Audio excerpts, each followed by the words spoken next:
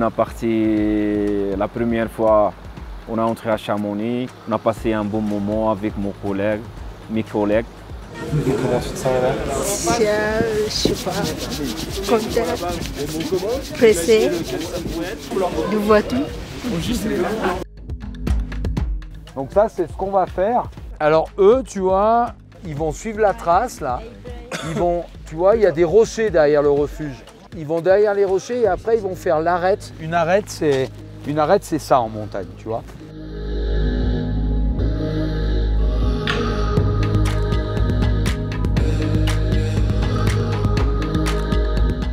Et ça, c'est le glacier des Bossons là qu'on voit. Mais il y a 10 ans, il descendait bien plus bas encore. Et il y a 30 ans, 50 ans, il descendait dans la forêt, vous voyez, en bas là où il y a le plat. Vous voyez, ça c'est dû au réchauffement climatique. Voilà, c'est qu'il fait plus chaud et le glacier, il diminue en épaisseur, il diminue en largeur et il diminue en longueur. Ouais, j'aime réparer les trucs, tu vois. C'est comme on dit, c'est mon métier. Ici, c'est mon stand. Là, on ramène les choses. J'aime recycler les choses. Et je travaille à l'atelier, j'ai passé une formation pour ça.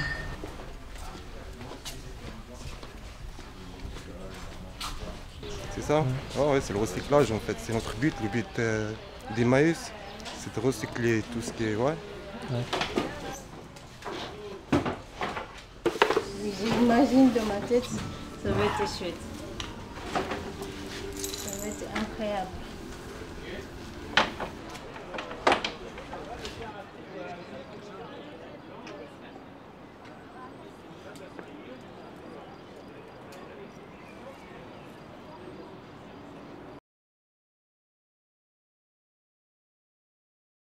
Quand on est allé à la mer de glace, j'avais remarqué qu'il y a une ligne droite de végétation.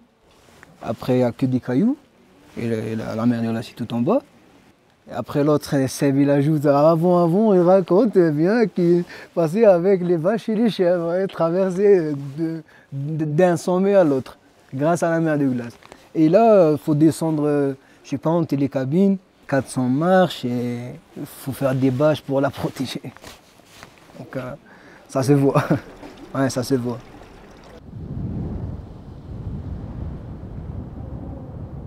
Anna, t'es née en quelle année? Je suis née en 1985. Du coup, il y a Anna qui est née en 85. Vous imaginez que quand Anna est née, si tu serais venue ici toute petite, tu aurais descendu 15 marches avec téléphérique et tu aurais directement mis pied sur le glacier. Si vous imaginez quand même, du coup, le glacier arrivait là, ça veut dire qu'il était quand même beaucoup plus gros, mais également beaucoup plus long. Et il y a même une époque, dans les années 1820 et 1840, on le voyait depuis Chamonix. Pour avoir un glacier, il faut 3 éléments.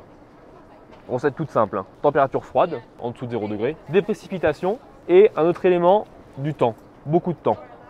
Du coup, la glace de glacier, c'est de la neige qui a été compressée avec beaucoup de temps. Donc en gros, la glace que vous allez voir et que vous allez toucher et marcher, elle a été formée il y a plusieurs centaines d'années en haut de la montagne. Et avec le temps, elle s'écoule, elle arrive jusque là.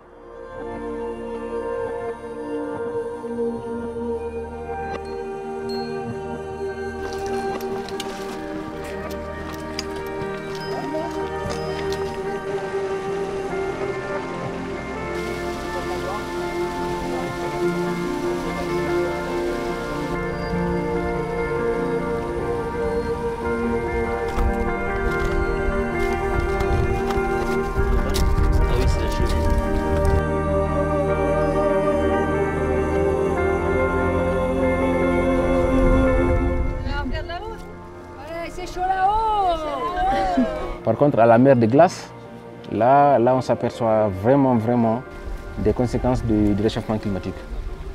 Parce que là, c'est tellement visible que tu te dis, waouh, c'est pas possible quoi. Ça part à une vitesse, voilà, pas possible.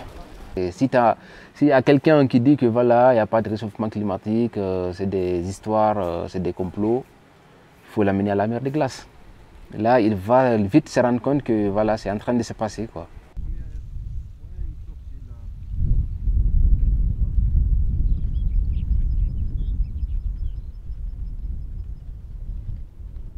On est dans le refuge d'Albert Ier. C'est dans le haut de la montagne.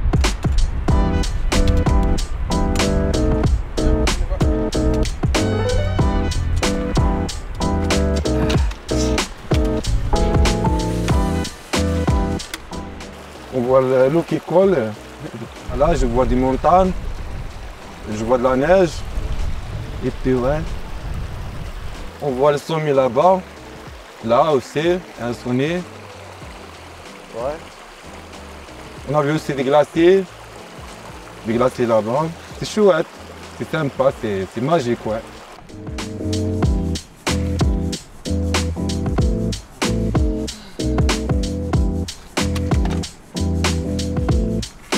Je disais que le glacier avait énormément perdu en largeur là. Ouais. On faisait des écoles de glace. Il y a quoi, il y a 5 ans. Juste là. En montant. Et là on voit le glacier, il est derrière les gros cailloux là-bas, tout là-bas. Il fait pas bon d'être glacier hein, maintenant. Non. C'est un mauvais métier. Là de ce côté-là, il a perdu.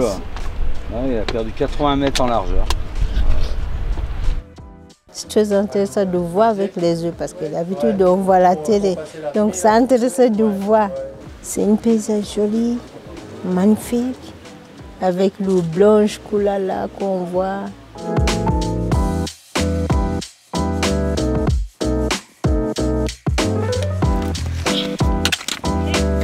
Bravo Anna, bienvenue à Albert Ier.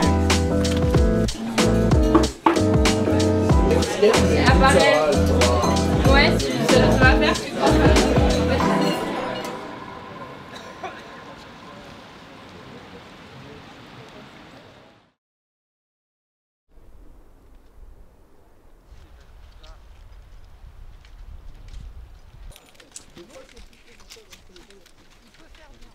Alors là non, c'est encore dénévé. Et on avance encore un petit peu, puis après on va descendre sur le glacier.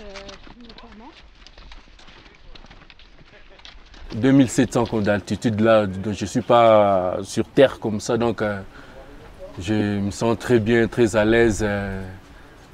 Ça va, c'est super. Pareil, on va bien ses pieds.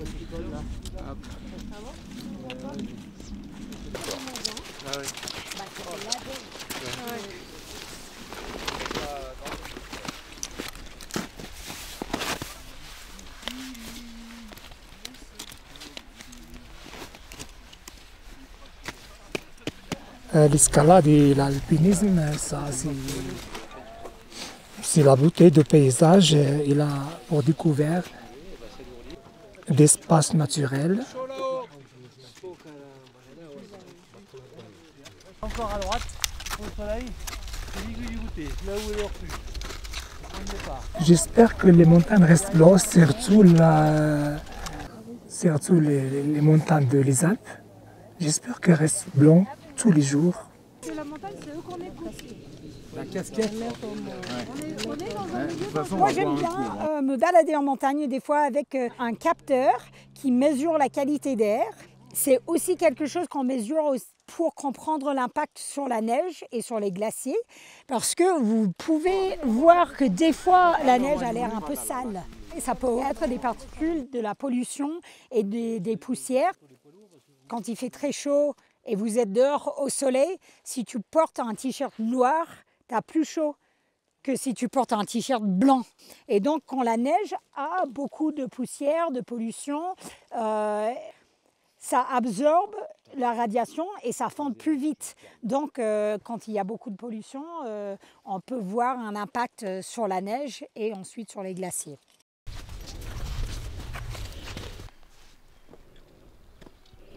Donc c'est une crevasse, c'est ça? Là il y a une belle crevasse. J'arrive pas à voir le fond. Non. J'arrive pas. Ouais, tellement c'est profond et courbé un peu comme ça vers... Ouais. Ah putain ça fait peur. Juste le fait de regarder. Ah c'est sûr, il y a de l'eau qui passe en bas. Tu vois l'eau? Non mais c'est... Il y a plein de trous quoi. Ouais. Ah ouais. En bas de nous, là, il y a le glacier, mais on se rend compte que voilà, il est en train de fondre. Bah oui, parce que d'après les guides, il y a 3 ans de cela, il était plus grand, plus immense que ça. Mais là, il est en train de fondre à une vitesse vraiment exceptionnelle, quoi.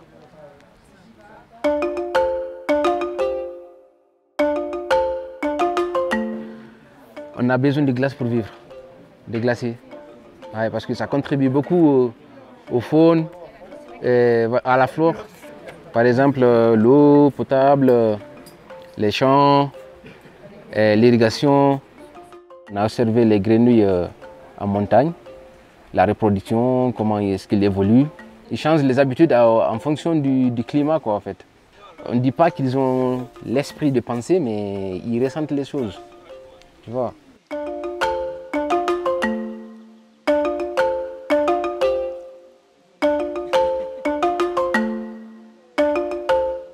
Est-ce que vous savez ce qu'est un écosystème? Est-ce que vous avez déjà entendu ce mot écosystème? Si je le traduisais de manière très simplifiée, c'est la nature. La nature, elle est ce que vous voyez là, c'est parce qu'il y a extrêmement de diversité d'espèces, y compris certaines qu'on ne voit pas, hein, mais elles sont toutes essentielles à la possibilité pour l'écosystème de s'adapter. Si on veut lutter contre le changement climatique, il faut d'abord essayer de limiter notre impact, mais il faut aussi essayer de préserver un maximum de diversité pour que l'écosystème ait une chance de s'adapter. Il y a beaucoup de choses qui se passent dans l'écosystème et que forcément on ne le sent pas directement, quoi, en fait, mais on le sent indirectement. À un moment donné, s'il y a une forte secousse dans l'écosystème, quelque chose qui bouge réellement, par exemple les glaciers, s'ils fondent, là plein de monde vont le sentir parce que ça sert à quelque chose de vraiment énorme, quoi. On a vraiment besoin du glacier, donc il faut tout faire pour essayer de préserver les glaciers, parce que là c'est pas possible, quoi.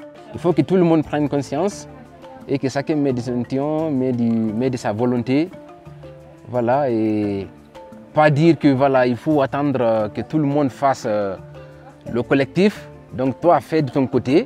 Les autres aussi feront de leur côté et voilà, ça sera un collectif, quoi, en fait. Sans même que tu te rends compte, c'est déjà collectif alors que toi tu ne te rends pas compte. Déjà on fait de la récup, donc ça évite de salir de plus. Je ne le comprenais pas avant. J'avais des idées comme ça, j'avais entendu, mais pas comme le vivre. Ça aussi c'est une expérience exceptionnelle. Il y a des millions de personnes qui sont en train de le faire et si toi aussi tu le fais, comme tous les autres aussi, si tout le monde fait de son tien, eh ben, je ne dis pas qu'on va stopper le réchauffement climatique, mais on va quand même le ralentir jusqu'à trouver des solutions. C'est chaud là! Oh!